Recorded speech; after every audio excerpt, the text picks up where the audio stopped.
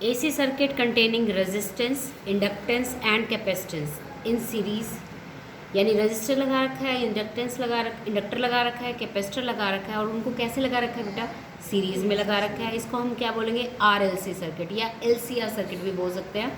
R register के लिए, L जो है इंडक्टर के लिए और C हमारा कैपेसिटेंस के लिए। ठीक है, अब हमें क्या, जब हमने सिंगल का किया था तो हमने खाली रेजिस्टेंस लगा रखा था, AC सोर्स के साथ लगा रखा था, इंडक्टर लगा रखा था, AC सोर्स के साथ लगा रखा था, कैपेसिटर लगा रखा था, वो भी AC सोर्स के साथ लगा रखा था। लेकिन इस केस में हमें क्या कर रखा है, तीनों के तीनों हमने क्या लगा रखे हैं, सीरीज़ में लगा रखे हैं। सीरीज़ का मतलब क्या होता है कि ये सारे सीरीज़ में होने का मतलब है कि एक पाथ मिलता है करंट को, यानी करंट की वैल्यू क्या है, सेम है, I है। ठीक है, तो हमने अब देखा, इस यहाँ R मेंशन कर दिया, ये इंडक्टर हमारा L हो जाएगा और ये कैपेसिटर हमारा C हो जाएगा। ठीक है, अब रेजिस्टेंस के इन सब तीनों को किस में लगा दिया हमने, AC सोर्स के साथ। किसके साथ लगाया हमने, AC सोर्स के साथ। तो अब हम क्या करेंगे कि रेजिस्टेंस के क्रॉस अगर हमें पोटेंशियल डिफरेंस देखना है तो वो VR ले लिया हमने, इंडक्टर के क्रॉस देखना है तो VL ले लिया, कैपेसिटर के क्रॉस लेना है तो VC ले लिया। ठीक है, टोटल अगर पोटेंशियल डिफरेंस या टोटल वोल्टेज देख के तो हम V सम इनका कर सकते हैं। ठीक है, जैसे सेकेंड यूनिट में हमने किया था। अब हमें स्टार्ट कैसे करना है कि जो करंट का फॉर्मूला होता है I, पिछले आर्टिकल में जब सिंगल हमने लिए थे, रजिस्टर ओनली, कैपेसिटर ओनली या इंडक्टर ओनली, तो करंट का फॉर्मूला हम लेते हैं I = I0 sin omega t। एक ये साइन वेव हमने लिख दी। तो वोल्टेज हमने क्या देखी, R के क्रॉस वोल्टेज कितनी होगी, अगर ओम्स लॉ लीड करवाए हम तो V = IR होता है। तो सब्सक्रिप्ट हमने R लगा दिया, तो voltage across R = I0 × R हो जाएगी बेटा। इसको नंबर 1 इक्वेशन डाल दिया। वोल्टेज अक्रॉस इंडक्टर अगर हमें देखना है तो VL, सिंबल हमने L लगा दिया, VL लगा दिया, I0 × XL। XL तुम्हें पता है रिएक्टेंस है किसकी, इंडक्टिव सर्किट की, इंडक्टर की रिएक्टेंस हमारी XL है। ऐसी वोल्टेज अक्रॉस कैपेसिटर हम ले लेंगे तो VC हो जाएगा, VC की वैल्यू हो जाएगी I0 × XC। ये XC क्या है, कैपेसिटिव रिएक्टेंस है। ठीक है, रिएक्टेंस अक्रॉस द कैपेसिटर, इसको नंबर 3 डाल दिया। अब हमें क्या कर रहे हैं, इनके अकॉर्डिंग, जैसे पिछले वाले आर्टिकल में हमने अलग अलग से फेजर डायग्राम बनाए थे, अब इन तीनों को कंबाइन करना है एक ही डायग्राम के अंदर। फेजर डायग्राम हमने बना लिया, तो हमने एक्स एक्सिस और वाई एक्सिस हमने बना ली, ये एक्स एक्सिस हो गया, ये वाई एक्सिस हो गया, रिजल्टेंट हमने यहाँ बना दिया। लेट इन तीनों का जो रिजल्टेंट है, जो ऑसिलेट कर रहा था हमारा एंगल से, तो वो हमने फाई ले लिया। यहाँ पे फेज डिफरेंस कितना ले लिया, फाई। एक्स एक्सिस से इस डायरेक्शन में हमारा फाई एंगल ले लिया हमने, ये E0 ले लिया। एक्स डायरेक्शन में हमने जो करंट की वैल्यू I0 शो कर ली, ये देखो इस तीनों के केस में हमने I शो किया हुआ है। इसमें हमारा इन फेज था तो VR भी उसी सेम डायरेक्शन में हो जाएगा। इंडक्टर के केस में वोल्टेज हमारी क्या कर रही थी, लीड कर रही थी by an angle of 90 degree, किससे, करंट से, तो हमने करंट से लीड करवा दी, 90 इस डायरेक्शन में हो गया। कैपेसिटर के केस में वोल्टेज लैग कर रही थी तो हमने नीचे VC बना दिया, और कितने एंगल से कर रही थी, 90 से ही कर लिया। अब ये तीनों डायग्राम हमने यहाँ इकट्ठे कंबाइन करने हैं। तो हमने सपोज VL ऊपर चला गया, VC हमारा नीचे चला गया, ये मैग्नीट्यूड हमने शो कर दिया, ये VL का मैग्नीट्यूड, ये VC का मैग्नीट्यूड हो गया।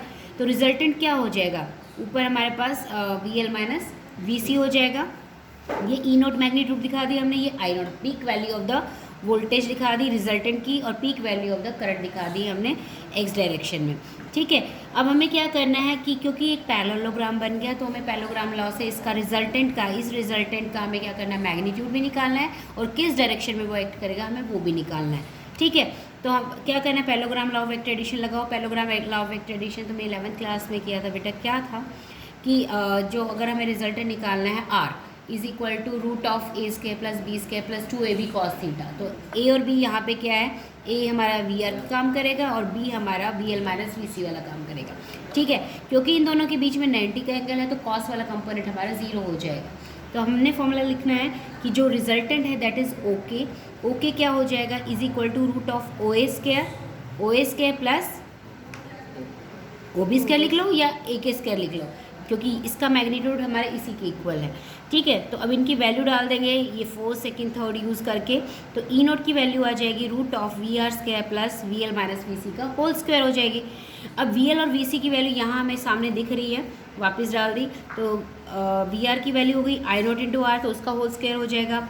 VL की वैल्यू I0 × XL है, बी सी की value I naught into X C है, तो ये फॉर्मूले में डाल दिया। आई नॉट हमने कॉमन ले लिया क्योंकि ये ब्रैकेट के बाहर स्क्वायर था, तो स्क्वायर से आई नॉट स्क्वायर बाहर आएगा। यहाँ भी आई नॉट स्क्वायर है, यहाँ भी आई नॉट स्क्वायर है, उसको स्क्वायर रूट से अगर हम बाहर लेंगे तो खाली आई नॉट बाहर जाएगा। तो हमारे पास फॉर्मूला हो जाएगा E naught is equal to I naught root of R square plus XL, R square plus bracket start XL minus X C का whole square under the root. या पहले मैंने रूट बोल दिया तो बाद में रूट बोलने की जरूरत नहीं है। अब इस आई नॉट को भी दूसरी साइड ले जाएंगे तो हमारे पास फॉर्मूला हो जाएगा E naught divided by I naught. उसका नया नाम हमने लिख दिया क्या, इम्पिडेंस। ये रिएक्टेंस या रेजिस्टेंस जैसी ही है, क्योंकि ये भी क्या है, क्योंकि तुम्हें पता है फॉर्मूला वोल्टेज अपॉन करंट क्या होता है, रेजिस्टेंस होती है। क्योंकि ये तीनों का कॉम्बिनेशन है तो हमें न्यू टर्म देनी है, उसको नया नाम देना है, दैट इज़ जेड। जेड है उसकी इम्पिडेंस। इम्पिडेंस किसकी, जो ये कॉम्बिनेशन हमने लिया है एलसीआर सर्किट या आरएलसी सर्किट, जो भी तुम नाम भी देना चाहो। तो उसका फॉर्मूला हो गया root of R square plus XL minus XC का होल स्क्वायर। इसको नंबर हमने 4 डाल दिया, ठीक है।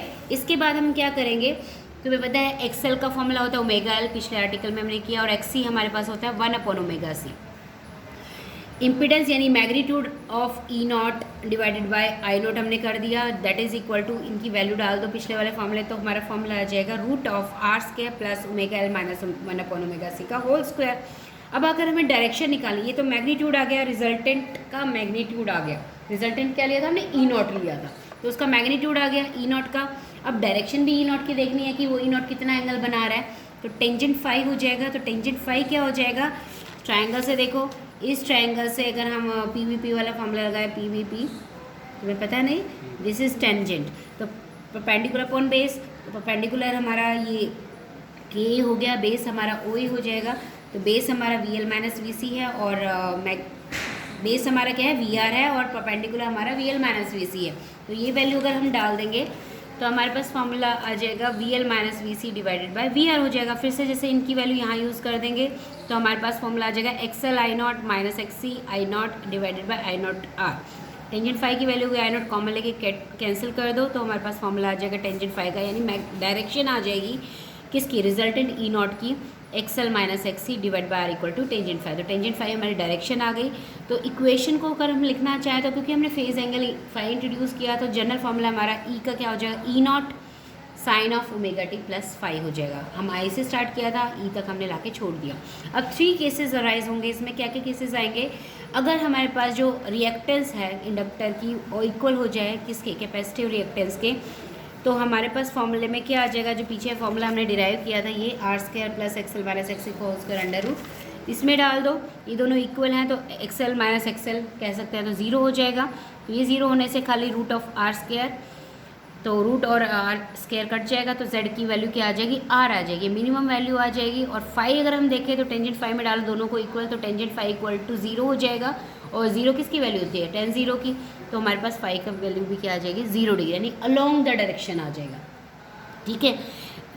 इसका मतलब जो सर्किट है that is non inductive circuit. तो अगर सर्किट पूछ लिया जाए कि तुम्हारा किस टाइप का सर्किट होगा, तो हम कहेंगे it is a non inductive circuit, ठीक है। सेकंड केस अगर हम बात करते हैं कि XL is greater than XC, अगर हमारी जो रिएक्टेंस है across the inductor is greater than reactance across the capacitor, तो उस केस में ये देखो इस फॉर्मूले में हम डालेंगे जो पिछले हम यही formula Z equal to R square plus XL minus XC. तो ये हमने क्या किया, यहाँ पे एक्सी था, यहाँ तो हमने क्योंकि इक्वल करा था तो इसलिए एक्सएल दिख रहा है तुम्हें, अदरवाइज माइनस एक्सी था, तो हमने क्या करा, एक्सी को इग्नोर कर देंगे। तो एक्सी को इग्नोर करने के बाद हमारे पास फॉर्मूला क्या आ जाएगा, Z is equal to root of R square plus XL square, ignore XC. तो ये हमारा कौन सा सर्किट हो जाएगा बेटा, इंडक्टर डोमिनेटिंग सर्किट। इस टाइप के सर्किट को क्या बोलेंगे, इंडक्टर डोमिनेटिंग। इंडक्टर ने डोमिनेट कर दिया और टेंजेंट वाले में डालेंगे तो ये इसको इग्नोर करके तो हमारे पास ये पॉजिटिव वैल्यू ही आएगी। इसका मतलब tangent phi comes out to be positive, voltage leads the current by an angle phi. तो जब प्योर इंडक्टिव सर्किट होता है तो उसमें वैसे ही वोल्टेज लीड करती है करंट से। तीसरा केस हम लेते हैं कि जब एक्सएल की value is less than XC, यानी जो इंडक्टिव रिएक्टेंस है वो कम हो जाती है अगर कैपेसिटिव रिएक्टेंस है, तो फॉर्मूले में इस बार हम एक्सएल को इग्नोर कर देंगे, तो वहाँ पे आएगा माइनस एक्सी का होल स्क्वायर। तो माइनस एक्सी का square is positive XC square, तो जेड का फॉर्मूला आ जाएगा हमारे पास root of R square plus XC square. तो लेकिन टेंजेंट में डालेंगे, एक्सएल को हमने इग्नोर कर दिया, तो माइनस एक्सी अपॉन आर, यानी टेंजेंट फाई क्या आ गया हमारा, नेगेटिव आ गया।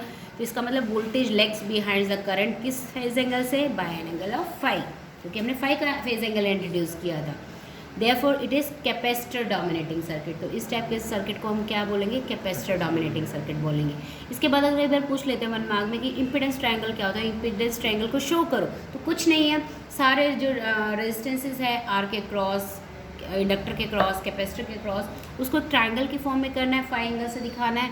इधर आर हो जाएगा, इधर एक्सएल माइनस एक्ससी तुम्हें पता है, तो उनकी वैल्यूज़ लिख दो। V L is equal to I not X C XL, V C equal to I not X C, Z की वैल्यू ओवरऑल फॉर्मूला आता है, टेंजेंट फाई का भी ओवरऑल फॉर्मूला आता है। So this is an impedance triangle. That's all for today.